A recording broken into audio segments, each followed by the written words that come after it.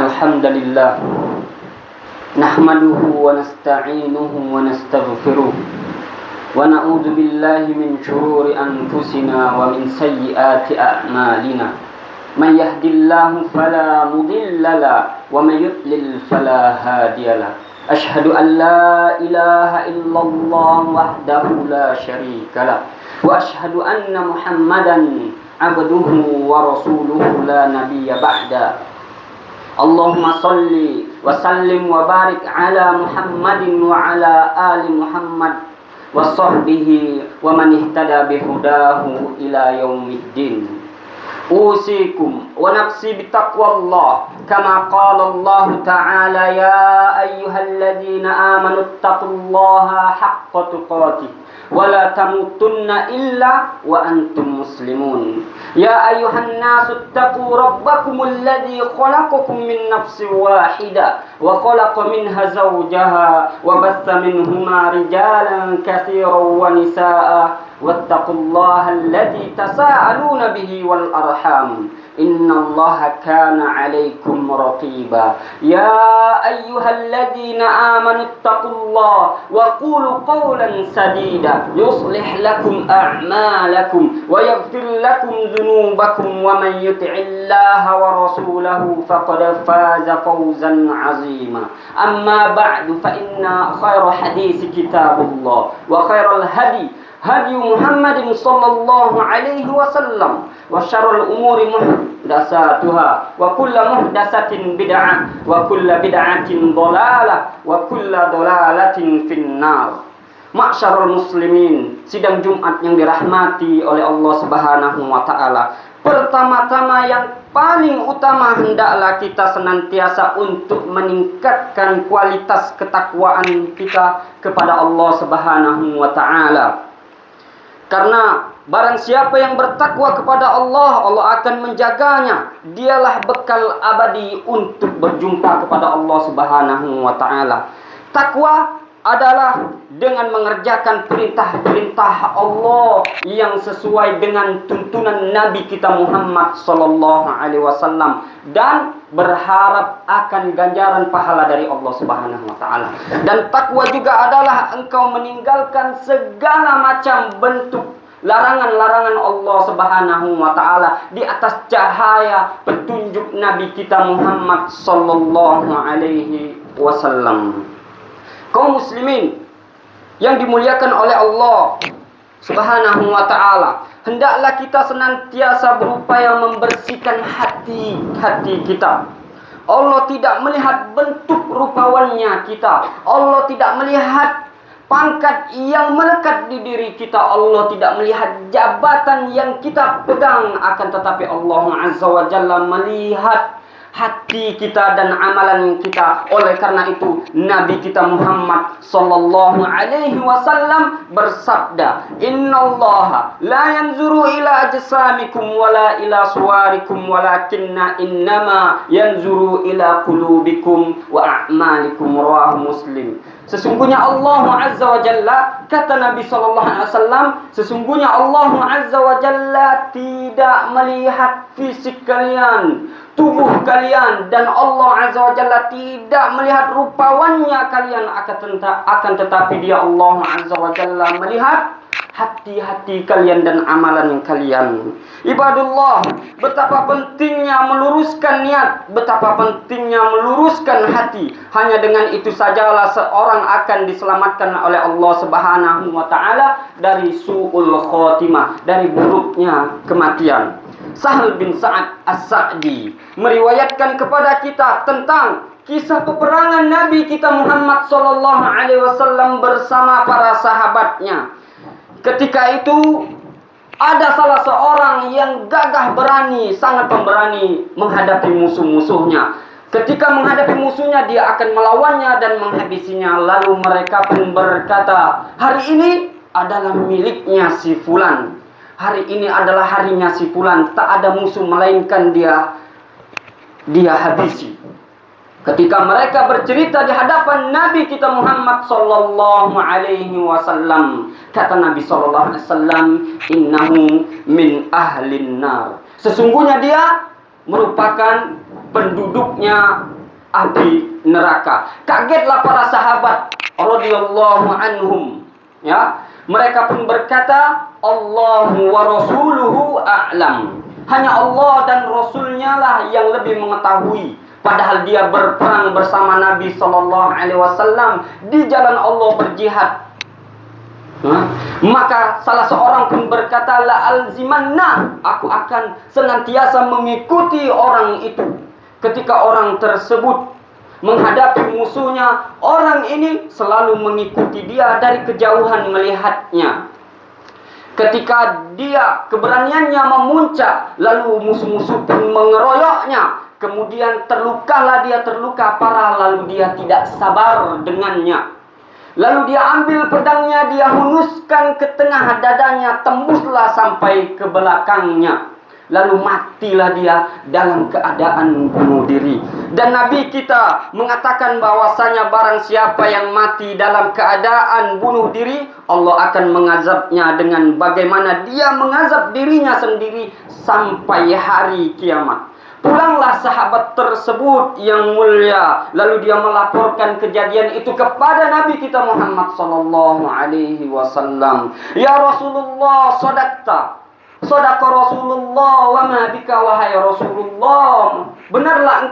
Telah benarlah engkau dengan ucapan engkau. Laki-laki yang engkau katakan tadi, aku mengiringinya ketika ia luka parah, dia tak sabar dengan penderitaannya, maka dia tikamkan dirinya sendiri. Dan dia tusukkan pedang ke dadanya sendiri sampai tembus ke belakangnya, maka matilah dia dalam keadaan bunuh diri. Rasulullah sallallahu alaihi wasallam ketika itu langsung bersabda inda zalik, innar rajulu la ya'malu 'amalu ahlal jannah, la ya'malu 'amala ahlal jannah fima yabdu linnas wa huwa min ahlin nar. Sesungguhnya ada seseorang yang benar-benar beramal dengan amalan ahli surga yang di pandangan manusia, dan dia merupakan penduduk neraka. Di dalam riwayat yang lain, wa innar rajulu la ya'malu 'amala ahli jannah zamanan tawila wa huwa min ahlin nar. Dan sesungguhnya ada orang yang beramal dengan amalan ahli surga dengan waktu tempo yang telah lama, akan tetapi dia adalah penghuni api neraka. Kaum muslimin yang dirahmati oleh Allah Subhanahu wa taala, ibadullah, Syekh Utsaimin menjelaskan hadis ini hadis yang sangat menakutkan bagi orang-orang yang beriman. Bagaimana seseorang yang zahirnya baik amalannya, Allah tutup dia dengan su'ul khotimah, dengan mati buruk. Padahal Allah dialah zat yang paling mulia, akramul akrimin, zat yang mulia dari segala yang mulia. Dialah zat yang paling rahmat, arhamur rahimin, dari segala yang memiliki rahmat. Bagaimana mungkin Allah menggelincirkan orang tersebut? Syekh Shalih Al-Utsaimin yang maknanya dia mengatakan bahwasannya hati laki-laki tersebut ada masalahnya. Ini menunjukkan bahwasannya amalan hati ibadullah harus kita jaga, dan jangan merasa bangga dengan apa yang engkau perbuat. Dari apa kebaikan yang telah engkau lakukan, perhatikan hatimu saja. Mengapa engkau berbuat kebaikan? Kata para ulama, al-ikhlasu aziz. Ikhlas itu berat. Orang banyak beramal riyaan, banyak orang beramal ingin dipuji, disanjung oleh orang lain. Orang banyak beramal sum'atan, banyak orang beramal ingin didengar oleh orang lain. Padahal itu semua adalah hal yang menggelincirkan seseorang tersebut. Karena itulah Rasulullah sallallahu alaihi wasallam bersabda, ala wa inna fil jasadi mudghah, idza salahat jasadu kullu, wa idza fasada jasadu kullu, ala wahiyya al-qalb. Kata Nabi sallallahu alaihi wasallam, sesungguhnya di dalam diri ini ada segumpal daging. Kalau seandainya daging tersebut baik, maka semua anggota tubuhnya akan baik semua. Kalau seandainya segumpal daging tersebut rusak, maka akan rusaklah semua. Ketahuilah, dia adalah hati. Ibadullah, mari kita bersama-sama terus berupaya memperbaiki niat kita, berusaha untuk memperbaiki amalan kita, berusaha terus mengevaluasi diri kita, berusaha mensucikan hati kita, karena hati tempat bercokolnya segala keburukan. Di dalamnya bercokol kesyirikan, di dalam hati ini bercokol kekufuran, kemunafikan, di dalam hati ini bercokolnya keraguan-raguan. Dan di dalam hati juga bercokol rasa takjub terhadap orang lain. Ibadallah, jangan pernah engkau merasa bangga dengan apa yang engkau perbuat dari kebaikan. Engkau perbaiki saja hatimu, niatmu. Karena apa yang kita buat dari kebaikan ini, yang zahirnya tampak oleh manusia, yang diketahui oleh manusia, yang dilihat oleh manusia, akan tetapi masalah hati, hanya dialah Allah yang mengetahuinya. Dan pada hari kiamat Allah akan bongkar semuanya yang kita lakukan. Allah Azza wa Jalla berfirman, yauma tublas sarair, pada hari itulah akan dibongkar semua segala rahasia. Aku qouli hadza wa astaghfirullah li wa lakum fastaghfiruhu innahu huwal ghafurur rahim.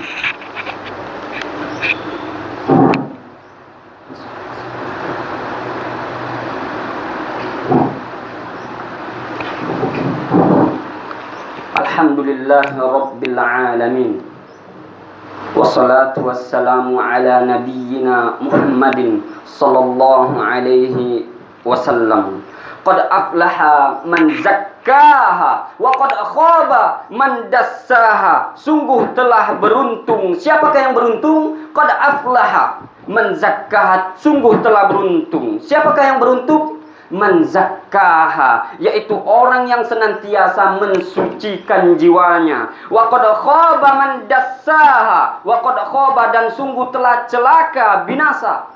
Siapakah dia? Man dassaha, orang-orang yang telah mengotori jiwa-jiwanya. Ibadullah, yang terpenting di dalam dirimu adalah jiwamu. Subhanallah, jasad kita ini akan hancur lebur dimakan oleh tanah dan ulat-ulatnya. Tulang belulang kita akan dikuburkan lalu berserakan.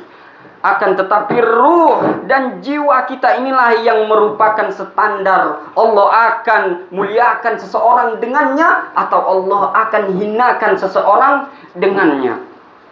Orang yang beruntung adalah yang senantiasa membersihkan dirinya, mensucikan hatinya. Dan para salafus soleh, para sahabat dahulu, mereka lebih peduli memperhatikan, membersihkan hati mereka, memperbaiki, mengintrospeksi amalan-amalan hati mereka. Allah Azza wa Jalla, karena amalan zahir akan bertumpu kepada amalan hati, dan itu adalah pekerjaan jiwa, pekerjaan kolbu. Karena itu ya ibadallah, selalulah engkau mengintrospeksi dirimu, selalulah engkau merintih kepada Allah Subhanahu wa ta'ala, selalulah berdoa kepada Allah agar Allah selamatkan niatmu, karena hati berada di tangan Allah. Dia yang membolak-balikkan sebagaimana yang Dia inginkan. Dan Nabi SAW selalu berdoa dan merintih. Kata Anas, aku sering mendengar Nabi SAW bersabda, berdoa, ya muqallibal qulub, sabbit qalbi ala dinik, wa ya musarrifal qulub, sarrif qalbi ala ta'atik. Duhai pemilik hati, kokohkan hati ini di atas agamamu. Duhai yang memalingkan hati, palingkan hati ini di atas ketaatan kepadamu. Ibadallah, banyak berdoa adalah jalan mensucikan hati. Dengan cara banyak berdoalah mensucikan hati.